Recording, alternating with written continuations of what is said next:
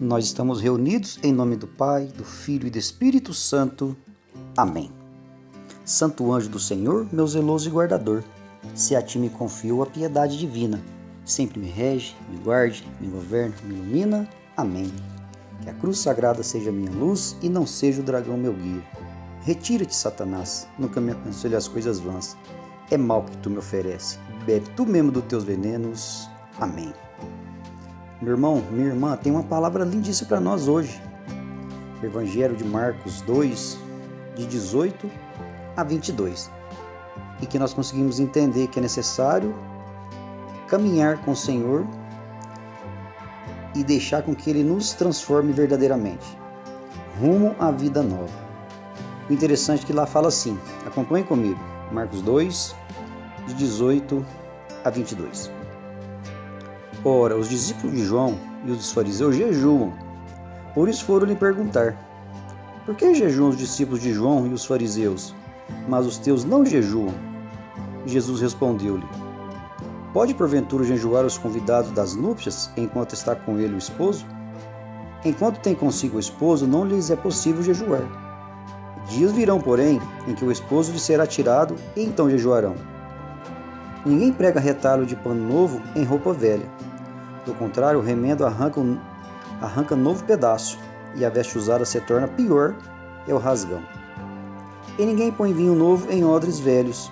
Se o fizer, o vinho os arrebentará e perder-se-á, juntamente com os odres. Mas para vinho novo, odres novos. Amém? Essa palavra de hoje, meus irmãos, aqui eles estão questionando Jesus Cristo. Algumas pessoas chegam diante de Jesus e falam, e começam a replicar, mas por quê? Que os discípulos de João jejuam. E os discípulos de alguns fariseus jejuam também, mas os seus não. Nós não conseguimos ver os seus jejuar, falando assim no nosso dia de hoje. E Jesus fala, Jesus faz uma comparação belíssima. Como que pode alguém jejuar junto com seu esposo, quando estão nas núpcias? Não é necessário enquanto o esposo está junto, falando ali de um esposo, de um casamento. Não é necessário. Mas dias virão em que o esposo será levado. Meus irmãos, a gente sabe que a igreja, nós somos o noivo. Jesus Cristo é o esposo. Nós somos a noiva é igreja. Nós, pessoas igreja, nós somos essas noivas. E Jesus Cristo é o esposo. E Jesus Cristo, então, ali, nós sabemos que morreu, ressuscitou. E, lógico, ele não está no meio de nós como ele vivia naquela época. Como ele não tinha morrido ainda. Ele não tinha sofreu, passou pelo seu martírio. Ainda não tinha acontecido isso. E ele fala para os seus discípulos: mas virão dias em que irão acontecer isso. Aí tem que jejuar. Vão ter que jejuar. Meus irmãos, e o jejum? Sabe essa palavra jejum, a mortificação da carne? Tem tantas explicações para a gente falar sobre o jejum. Muitas pessoas falam: eu quero parar de falar mal, eu quero parar de fofocar, eu quero parar de fazer as coisas. Isso é normal, isso temos que parar mesmo quando a palavra de Deus vem ao nosso encontro. Aí eu vou fazer penitência agora porque eu vou ficar 30 dias sem falar mal do meu colega, sem levantar falso testemunho. Irmão, isso é nós precisamos fazer isso. Fazer uma boa confissão e estar com o nosso coração puro. Mas o jejum, a mortificação da carne. A nossa igreja, nós sabemos que ela pede que fazemos essa mortificação na sexta-feira. E aqui a gente nessa palavra jejum, não adianta a gente fechar a boca, não adianta a gente fazer essa bela mortificação da carne e não tem oração durante esse dia. Vamos dizer que a gente vai fazer jejum durante toda sexta-feira, durante todo esse dia de sexta, mas não ter oração, só mortificar, passar fome sem oração, não adianta. Então é jejum e oração. Tem até uma palavra da Bíblia que Jesus fala, os discípulos chegam até ele: Jesus, nós não conseguimos expulsar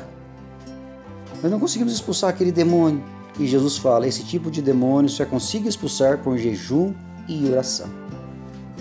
Então aqui a gente já consegue entender que jejum sem oração é passar fome à toa. Tem que ter a mortificação da carne, porque o próprio Jesus jejuou, e ele é a favor, porque ele nos deixa essa palavra sobre o jejum.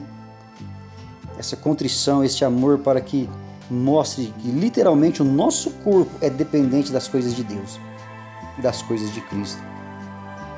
E mais para baixo ele fala assim, que ninguém põe remendo novo em roupa velha. O jejum é para que a gente aproxima de Deus, para que a gente se torne uma pessoa nova. E ninguém põe vinho novo em odres velhos. É a mesma coisa, a gente querer mudar e não querer mudar.